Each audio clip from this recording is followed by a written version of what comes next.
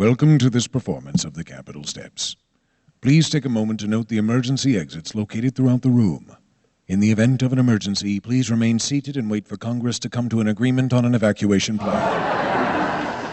Well, we're here tonight. It's our annual fundraiser, and this is the Capitol Steps. And it's been probably 8-10 years since we had our first performance with the Capitol Steps. One of the principals, Elaine Newport, she is from Upper Darby, and we connected actually through her mom. And it's been a really nice relationship, the Capitol Steps. I love their tagline, they put the mock in democracy. And it's a good time to bring them in. I think we need a little levity with all the things that are going on. It began in 1981 as entertainment at a Senate office Christmas party. It was just some staffers that were asked to put together some material for a party, and everyone enjoyed it so much they would get asked again and again, and like most things in Congress, it spun completely out of control. We now travel all over the country. We're gone sometimes, a week at a time, and performing all over the country. So we're no longer able to hold down other full-time jobs like that. So several members of this Capitol Steps have worked on Capitol Hill, but now we hire full-time performers. Everybody comes to the Steps with a slightly different background. Ann Schmidt had done some work off Broadway years ago before she joined the Steps. Kevin Corbett, who plays Troupe for us, is a really good improv performer and also an improv teacher. He teaches both children and adults improv when he's in town and is able to. Mike Carruthers is an excellent dancer.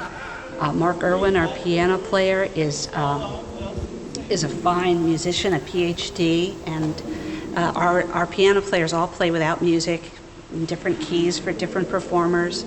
They play us on, play us off. If we skip a verse, they skip a verse with us. So they're a really integral part of making our show work.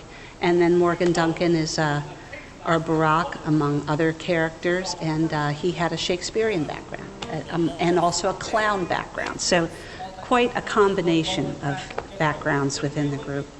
Mr. President, it's pretty obvious we are not playing to our base voters. I agree. We need to stop focusing on the middle. We need to reconnect with our base. Not playing to our base? You know that's not true.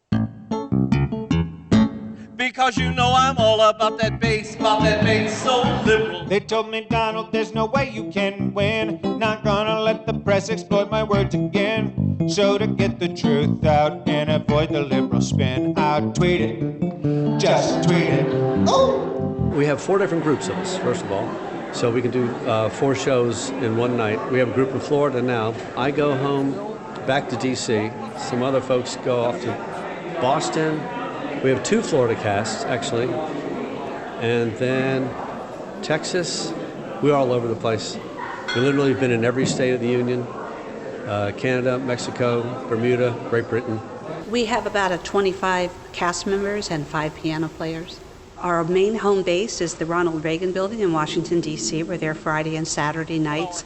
And throughout the week, we will also have casts scattered all over the country. We do a lot of convention work, although right now that's all a little bit up in the air. We do a lot of theaters. We do a lot of performing arts centers on college campuses. We've done small private shows as well. So we're wherever people want to laugh about politics, which is pretty much everywhere. It's exciting in the way that it's constantly changing. So we always have something new going on. So as a performer, you don't get stuck and locked into you do the same show over and over and over, and you sometimes get a little bored with it. There's no chance of that with this because we change things almost daily, whether it's a small change or a big change. A new song, we've taken out a couple of songs because they don't make sense anymore. Some we put in because, we got to address this issue. So we got a few new songs, actually.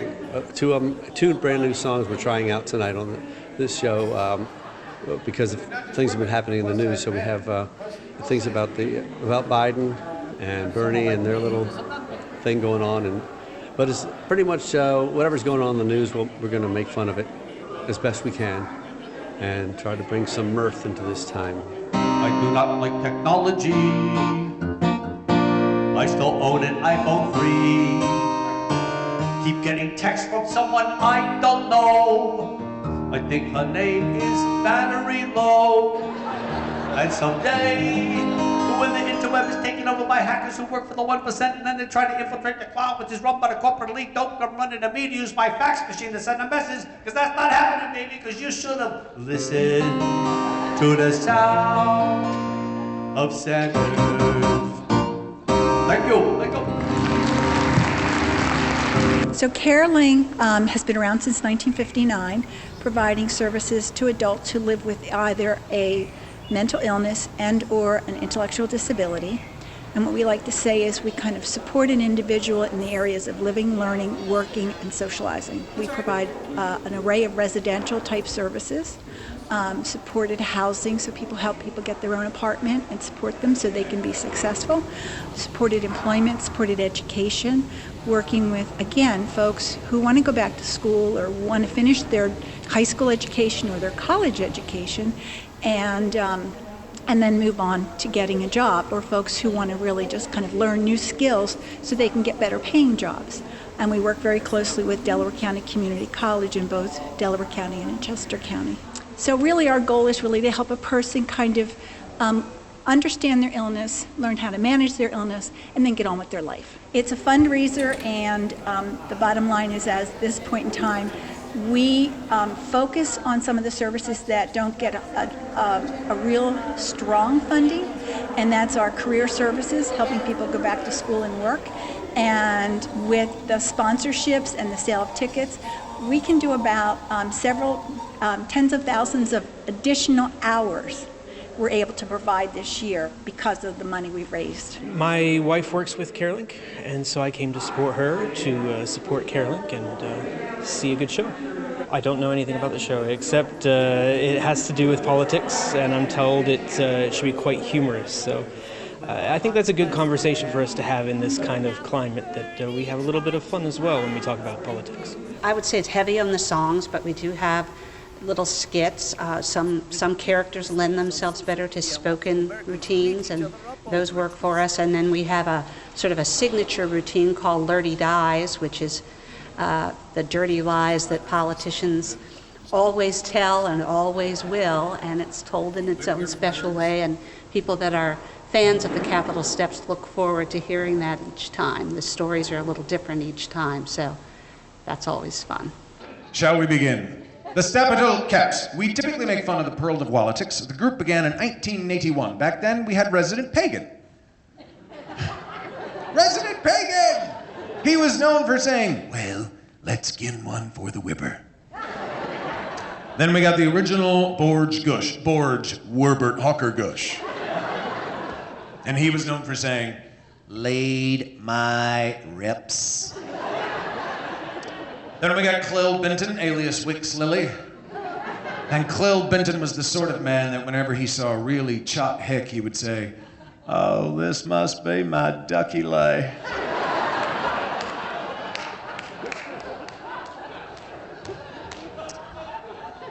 Everybody's on board now. Then we got Borge Yebbledugush. And Yebbledu, not the farthest smeller in the world. Yerbledu?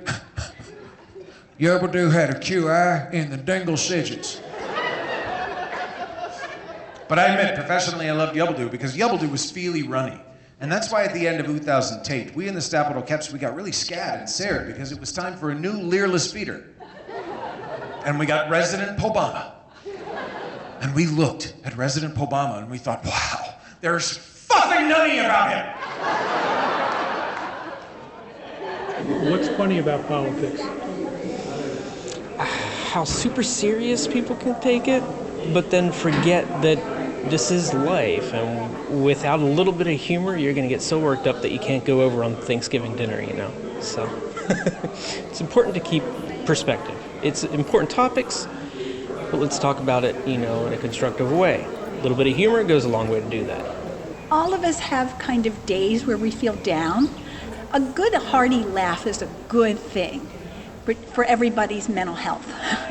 So let me put it that way. Why not have the Capitol Steps? Because they'll give you at least 90 minutes of great laughs. We generally bring a pretty good crowd in.